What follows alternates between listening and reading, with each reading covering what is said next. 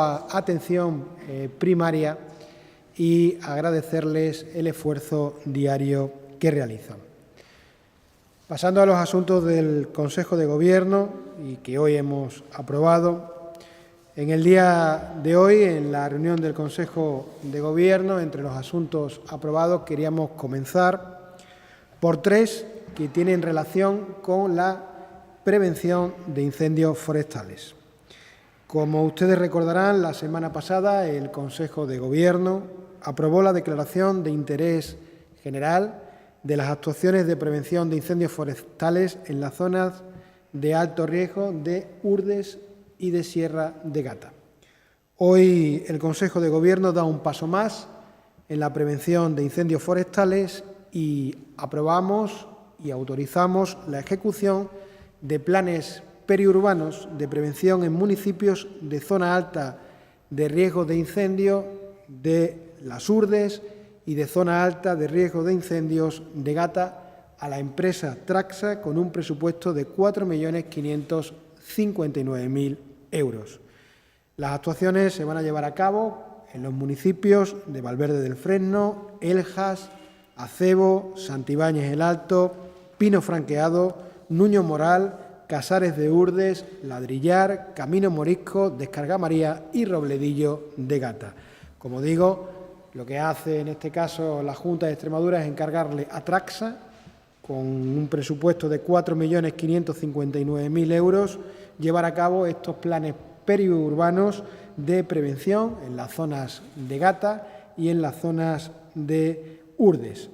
Los municipios que les acabo de indicar pueden considerarse como vulnerables desde el punto de vista por el impacto que pueden tener de incendio forestal. Y con estas actuaciones que hoy hemos aprobado, con estos 4.559.000 euros, la Junta sigue trabajando para prevenir los incendios que, como bien saben ustedes, tanto daño han causado en nuestro entorno natural. Estas actuaciones, tanto en la Sierra de Gata como en las Urdes, tienen previsto su inicio el próximo 2 de mayo.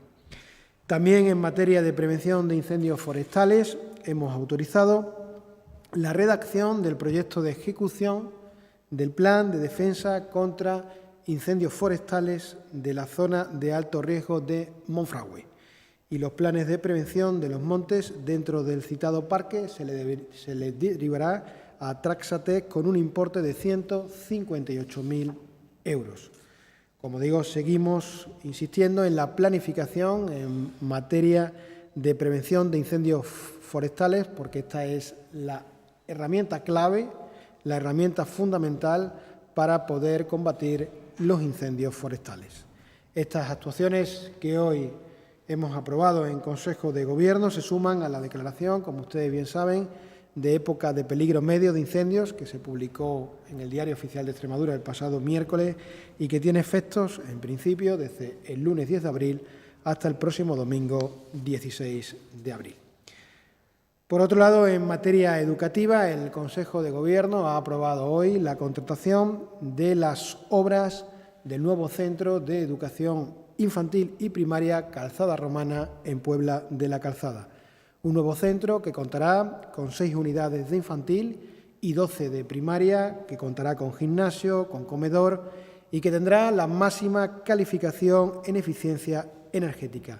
Un nuevo edificio que tiene un presupuesto de 5.500.000 euros, que en los próximos días se publicará su licitación y que se prevé que el inicio de esas obras de ese nuevo colegio empiecen en el último trimestre del año 2023. Actualmente Puebla de la Calzada dispone de un centro de 3 más 7 unidades ubicado en el edificio Palacio Marqués de la Vega, el cual data del año 1904 y que dispone de unas instalaciones en estos momentos adaptadas, pero con algunas deficiencias en cuestiones de accesibilidad. Por tanto, hoy aprobamos el inicio de ese nuevo centro de educación infantil y primaria en Puebla de la Calzada. La segunda actuación en materia de infraestructuras educativas es la contratación de obras de agrupamientos de ciclos formativos de madera en el IESO Valles de Gata, concretamente de la localidad de Hoyos, con un presupuesto de 824.000 euros.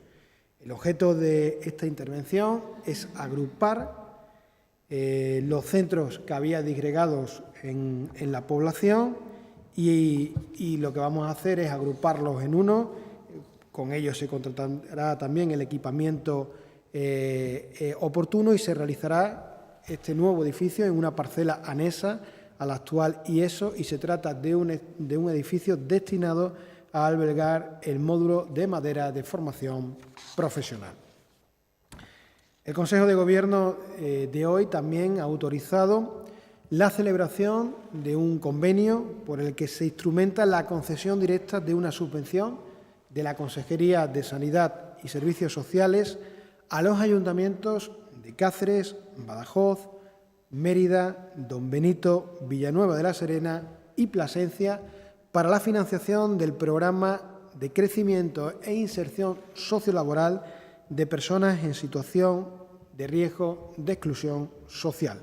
Estamos hablando de que lo que hoy hemos aprobado es el programa CRISOL 2023-2026, que tiene un presupuesto de 4.958.000 euros y que llegará a los municipios de, como digo, de Badajoz, de Cáceres, de Mérida, Don Benito, Villanueva de la Serena y Plasencia.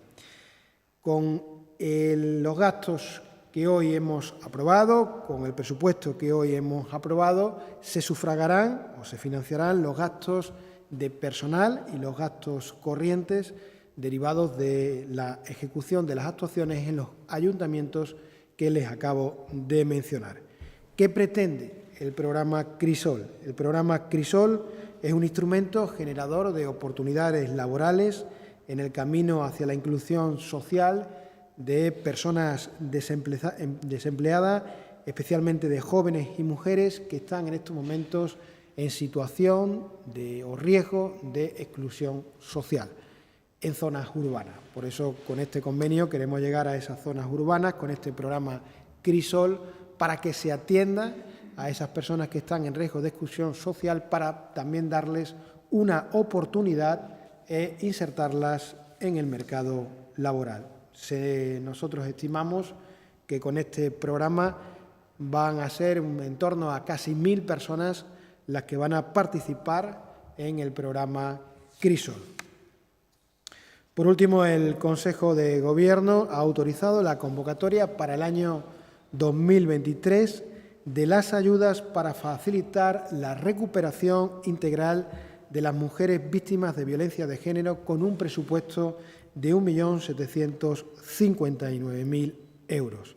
Con lo que hoy aprobamos, se establece una línea de ayudas a mujeres víctimas de violencia de género que faciliten el proceso de recuperación y una vida independiente que favorezca la ruptura con el círculo de la violencia. La forma de pago de estas ayudas es un único abono con un máximo de 5.000 euros. Se trata de un apoyo individual adaptado al itinerario de cada mujer y a las necesidades y los recursos que necesite. Las solicitudes de estas ayudas que les acabo de anunciar podrán ser presentadas desde el día siguiente al de la publicación de la convocatoria en el Diario Oficial de Extremadura y como fecha tope hasta el día 15 de noviembre. Me pongo a su disposición por si hay alguna pregunta que quieran realizar.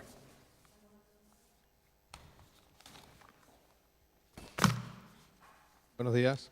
Me gustaría poder desarrollar un poquito más dos aspectos. Estas ayudas de 1,7 millones para las víctimas de violencia de género, como veo que no son ayudas lineales, me gustaría explicar en qué criterios se rigen para que una mujer pueda presentarse a estas ayudas y cómo se conceden las ayudas, o sea, la cuantía de la ayuda en función de qué aspectos. Y no sé si la ayuda, por ejemplo, tiene finalista, es decir, con este dinero usted puede hacer esto, o es, digamos, sin fondo perdido de alguna manera.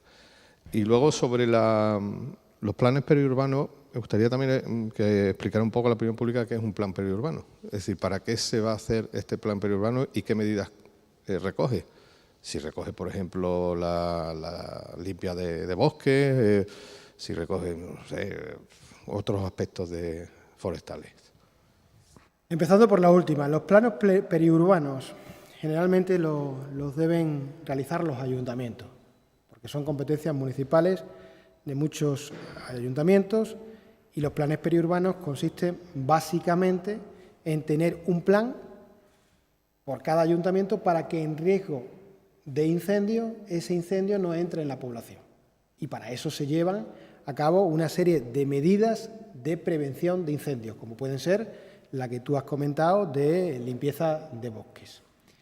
¿Qué problema hay con los planes periurbanos? Pues que los planes periurbanos los ayuntamientos, aunque tienen competencias, pero no económicamente, son inviables para los ayuntamientos, porque estamos hablando de que algún plan de los que les he anunciado, algún ayuntamiento, pues vale ese plan en torno a 1 millón de euros.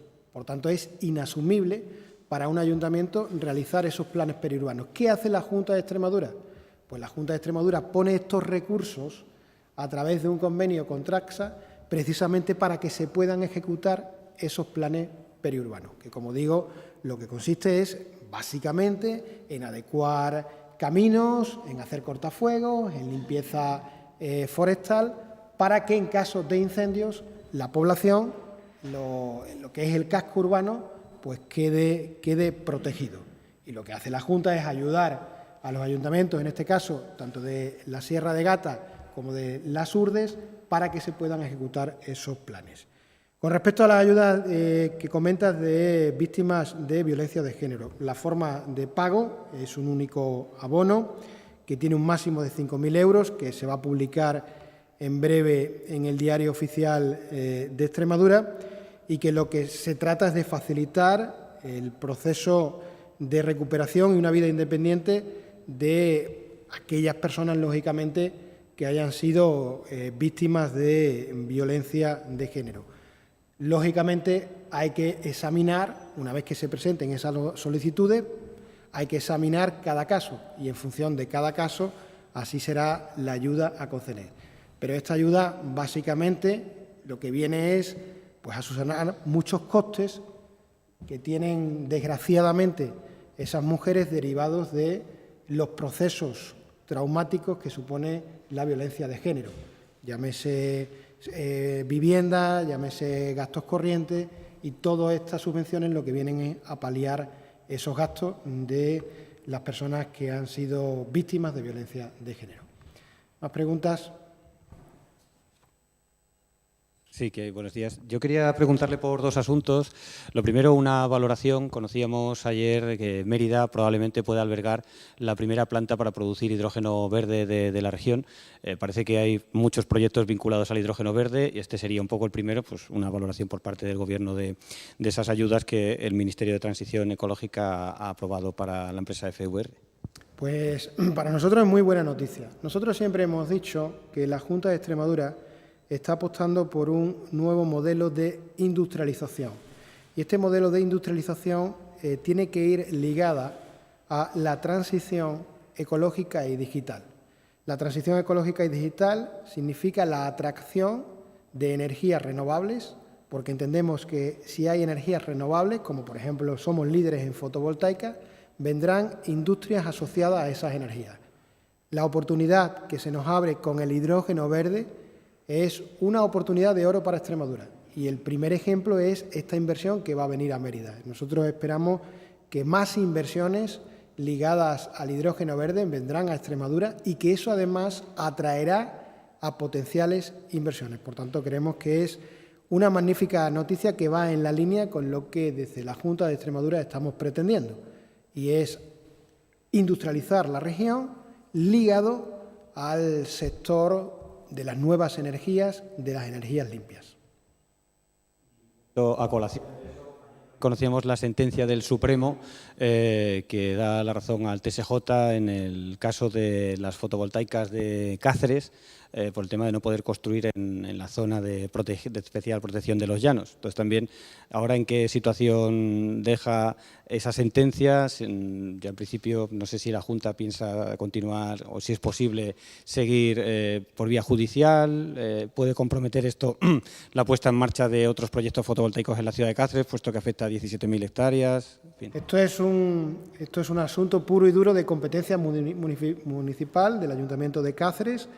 El Ayuntamiento de Cáceres ya ha mostrado, en primer lugar, su respeto, como no puede ser de otra manera, ante una sentencia, y el Ayuntamiento de Cáceres ya ha mostrado pues, que va a buscar diferentes opciones para seguir incidiendo en la posibilidad de que se instalen plantas fotovoltaicas en el término municipal a través de un nuevo Plan General de Ordenación Urbana. Y yo quiero hacer aquí una pequeña reflexión.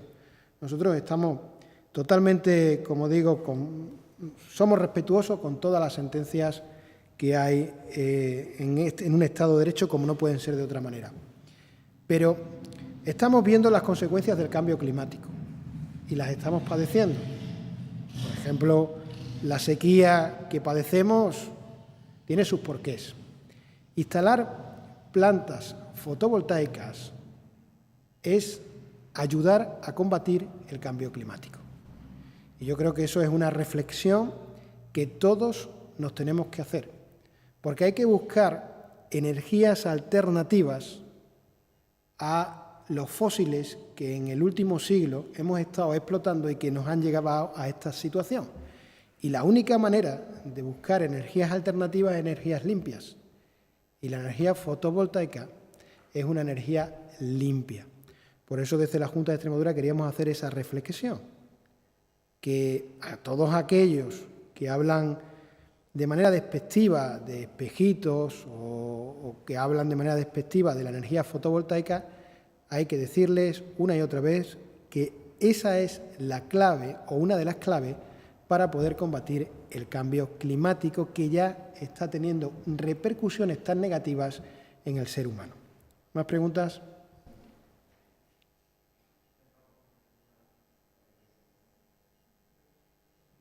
Bueno, era sobre este mismo tema, saber si la actual planta de Iberdrola, que es la que promovió ese cambio en el plan urbanístico de Cáceres, se va a ver afectada por los límites que impone la sentencia judicial. Pues es un tema que lo tiene que ver el Ayuntamiento de Cáceres, que es quien concede en este caso las licencias o no las concede. Entendemos que es un tema de ámbito municipal y, por tanto, es el Ayuntamiento de Cáceres el que, como digo, está viendo las posibles modificaciones o al nuevo Plan General de Ordenación Urbana de la ciudad. ¿Más preguntas? Sí, ante los desembalses que se están produciendo en la región y las críticas de algunos sectores, ¿la Junta qué tiene que decir al respecto? ¿Se acata a la legalidad, aunque depende de las confederaciones? Un poco ante la sequía que hay también, si la Junta ve que esto puede afectar negativamente a la población. En primer lugar, la política de desembalse no es competencia de la Junta de Extremadura. En este caso, la competencia es, si hay desembalses en el Tajo, pues la competencia es de la Confederación Hidrográfica del Tajo y, por tanto, del Ministerio de Transición Energética. Pero cuando hay desembalses, esos desembalses se aplican a la ley vigente. Por tanto, si ha habido supuestamente desembalses, tendrá que ser dentro de la legalidad vigente. Y si alguien cree que se han saltado la legalidad, yo creo que el que lo crea o la que lo crea, lo que debería hacerlo es denunciarlo en un juzgado. Porque los desembalses han ocurrido ahora y han ocurrido siempre, porque además la ley permite el desembalse. Ahora bien, lo permite dentro de unos parámetros. Y lo vuelvo a decir, si alguien, de verdad, estamos en un Estado de Derecho, si alguien cree que se ha incumplido la legalidad, yo creo que está tardando en ir al juzgado y denunciarlo. Como digo, el tema de los desembalses no es competencia de la Junta, pero ello no impide en que nosotros nos pueda preocupar. Y concretamente el que no se ha denunciado, del que se ha hablado, creo que en el Parque Nacional de Monfragüe, pues afecta, por ejemplo, al embalse de Alcántara. El embalse de Alcántara en estos momentos está al 80% de su capacidad. Ojalá todos los embalses de Extremadura estuvieran al 80% de su capacidad. Ojalá. Pero lo vuelvo a decir, si alguien tiene pruebas de que se ha cometido una ilegalidad, si alguien tiene pruebas de que no se ha desembalsado correctamente, pues de verdad lo que está tardando en presentar esas pruebas y en denunciarlo, porque sería un hecho muy grave. Ahora bien, no se puede lanzar la piedra y esconder la mano. De verdad, pruebas. Y si ha habido alguna ilegalidad, oiga, pues que se denuncie de verdad. Y nosotros lo apoyaremos, porque nosotros, lógicamente, lo que no vamos a permitir es ninguna ilegalidad. Pero los desembalses están regulados. Están regulados. Nos podrán gustar más o nos podrán gustar menos, pero están regulados. Es igual que hay un convenio, hay un acuerdo, el de Albufeira, como ustedes saben, en el que los ríos Tajo y los ríos Guadianas tienen que dejar pasar agua a Portugal. Lo digo porque algunos he escuchado yo también muchas veces decir que cómo se permite que el agua del Tajo o del Guadiana vaya a Portugal. Oiga usted, porque el río es de España y el río es de Portugal. Y hay unos acuerdos que son los de Albufeira, en el que es un tratado internacional y está regulado este tipo de cuestiones. Por tanto, ante falsos alarmismos, yo creo que lo más interesante es la ley. Y si alguien cree de verdad que se ha incumplido la ley, que lo denuncie. ¿Más preguntas? Sí, la Junta tenía que pronunciarse hace días, no sé si lo ha hecho ya por escrito, a las alegaciones que presentó la empresa del macrovertedero.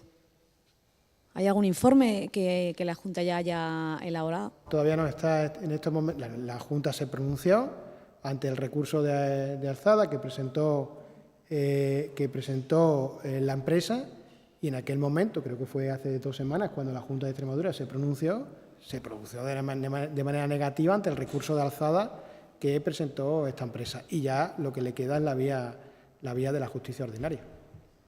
¿Más preguntas?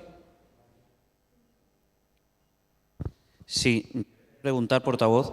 Ha hecho referencia anteriormente al cambio climático y, por ejemplo, lo podemos ver ahora mismo en cualquier tierra. Ayer están en los campos, están riegos de emergencia porque no hay humedad, no hay agua para plantar.